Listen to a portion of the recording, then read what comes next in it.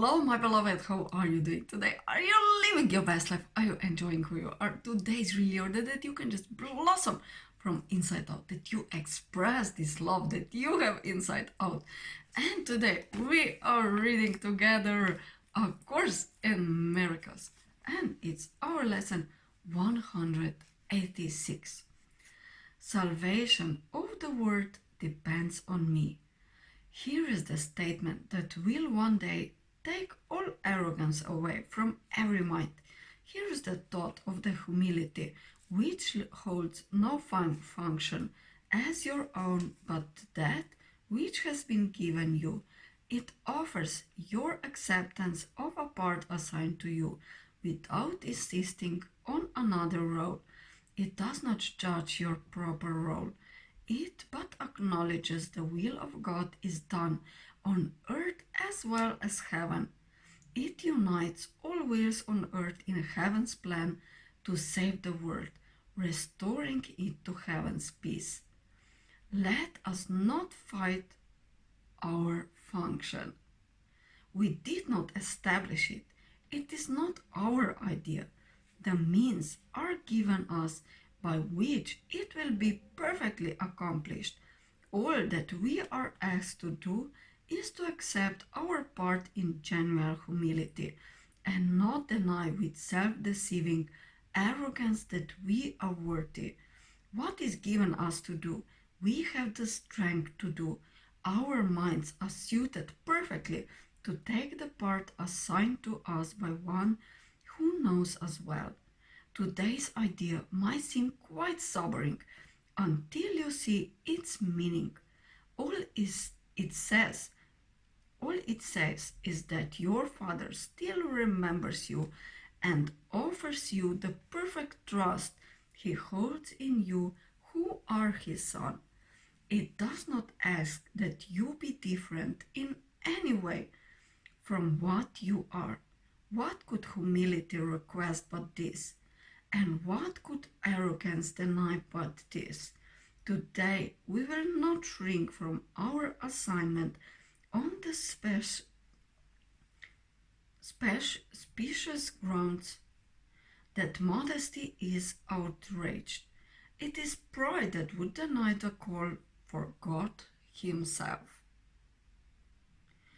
All false humility we lay aside today, that we might listen to God's voice, reveal to us what He would have us do. We do not doubt our adequacy for the function He will offer us. We will be certain only that He knows our strengths, our wisdom, and our holiness.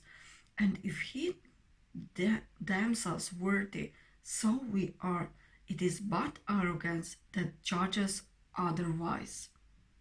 There is one way and only one to be released from the imprisonment your plan to prove the false is true has brought to you. Accept the plan you did not make instead. Judge not your value to it. If God's voice assures you that salvation needs your part and that the whole depends on you, be sure that it is so. The arrogant must cling to words, afraid to go beyond them to experience, which might affront their stance. Yet are the humble free to hear the voice which tells them what they are and what to do. Arrogance makes an image of yourself that is not real. It is this image which quells and rests in terror, and the voice for God assures you that you have the strength, the wisdom, and the holiness to go beyond all images. You are not weak, as is the image of yourself. You are not ignorant and helpless. Sin cannot tarnish the truth in you, and misery can come not near the holy home of God. All this the voice for God relates to you, and as He speaks, the image trembles and seeks to attack the thread it does not know. Sensing its basis crumble, let it go. Salvation of the world depends on you and not upon this little pile of dust. What can it tell the Holy Son of God? What need he be concerned with it at all? And so we find our peace. We will accept the function God has given us, for our illusions rest upon the weird belief that we can make another for ourselves. Our self-made roles are shifting, and they seem to change from mourner to ecstatic bliss of love and loving. We can laugh or weep and greet the day with welcome of or with tears. Our very being seems to change as we experience 1,000 shifts in mood, and our emotions raise us high indeed, or dash us to the ground in hopelessness. Is this the Son of God? Could he create such instability and call it Son?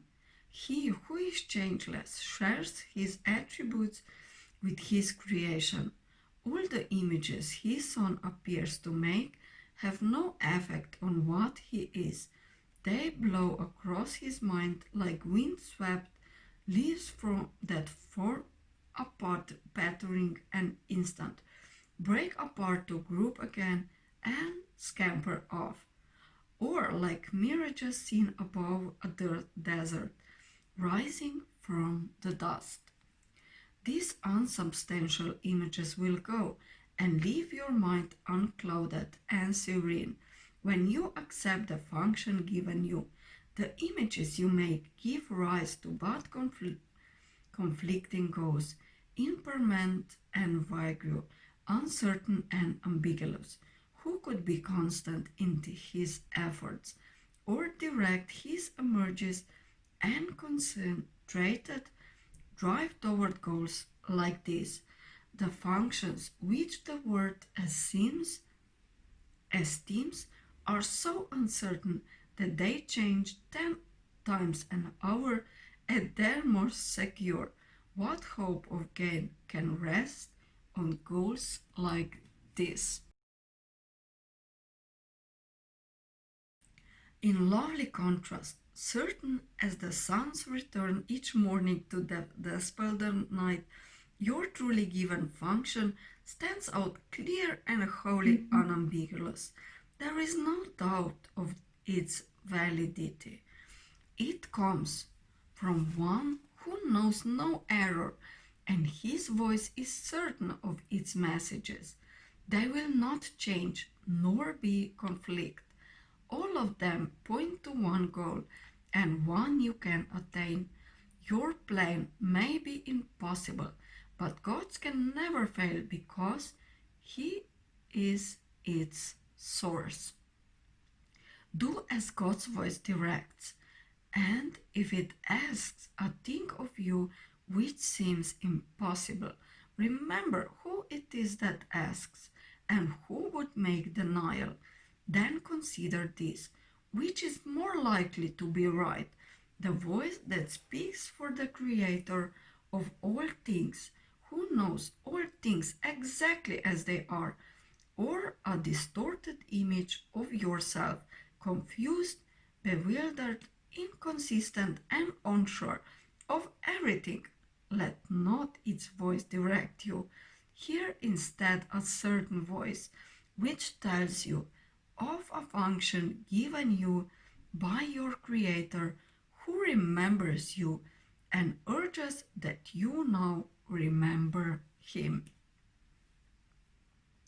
His gentle voice is calling from the known to the unknowing. He would comfort you. He would comfort you. All truth, He knows no sorrow. He would make a restitution. Truth, He is complete, a gift to you. All truth, He knows that you have everything already. He has thoughts which answer every need His Son perceives. All truth, He sees them not, for love must give, and what is given in His name takes on the form most useful in a word of form. These are the forms which never can deceive, because they come from formlessness itself. Forgiveness is an earthy form of love, which, as it is in heaven, has no form. Yet, what is needed here is given here, as it is needed. In this form, you can fulfill your function even here. All truth, what love will mean to you when formlessness has been restored to you is greater still. Salvation of the world depends on you who can forgive. Such is your function here. Lesson 186. Salvation of the world depends on me. So, my loves, have a beautiful day. Follow your bliss, follow your heart. Just do more what really makes you happy. Have a lovely day. Bye.